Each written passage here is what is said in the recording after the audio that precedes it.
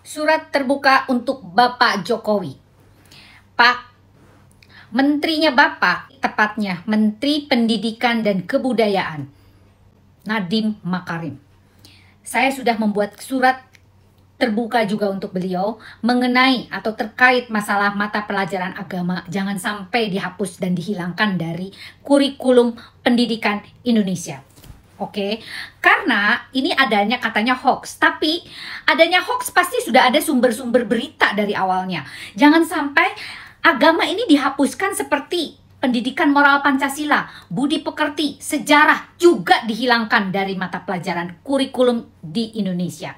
Anak-anak mau belajar apa, Pak, kalau tidak tahu tentang hal tersebut? Pentingnya budi pekerti, pentingnya sejarah, dan masih banyak lagi hal yang menyangkut mengenai etika dan moral untuk anak-anak kita. Pendidikan karakter itu berawal dari pendidikan agama, Pak. Oke, Pak, saya mohon ingatkan kembali menterinya Bapak itu yang namanya Nadiem Makarim. Oke, dan yang kedua sekarang, pramuka dihilangkan dari ekstrakurikuler wajib di setiap sekolah. Menurut saya, pramuka itu adalah tempat di mana si anak belajar bersosialisasi, membentuk karakter masing-masing, bagaimana dia berteman, berkolaborasi dalam satu tim, mengenal lingkungan, dan masih banyak lagi hal-hal kemandirian yang dibentuk di pramuka tersebut. Kenapa dihapuskan, Pak? Saya itu bingung.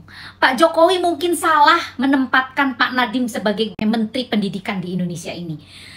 Baik, dia berpendidikan tinggi di luar negeri, tapi mungkin tidak cocok untuk di Indonesia, Pak. Tolong kebijakan-kebijakan ini ditinjau kembali. Karena banyak sekali ibu-ibu yang mengeluh karena hal tersebut, merasa keberatan, dan mereka menginginkan pelajaran-pelajaran yang saya sebutkan tadi masih ada dalam kurikulum untuk mendidik anak-anaknya. Anak-anak kita itu dititipkan di sekolah untuk membentuk karakter yang baik, Pak. Untuk mengenal sejarah dengan baik, budi pekerti yang baik, pendidikan moral yang baik, agama terutama yang baik pula.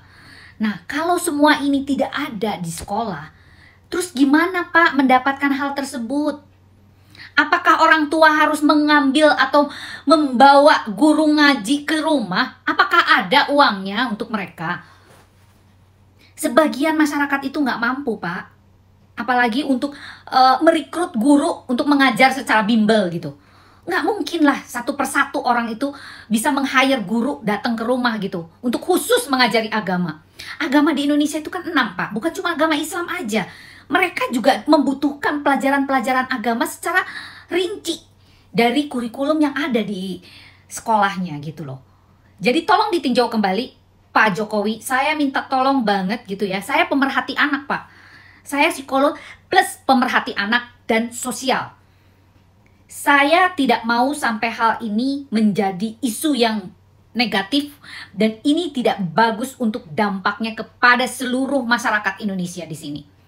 Tolong, Pak, sekali lagi saya minta, tegur dan rubahlah kebijakan-kebijakan itu menjadi sesuatu yang normal, sesuai dengan adat, budaya, dan peraturan-peraturan yang sudah ditetapkan dari sejak zaman dahulu. Oke, Pak, tolong ditinjau kembali, terutama agama. Salam, Lita Gading.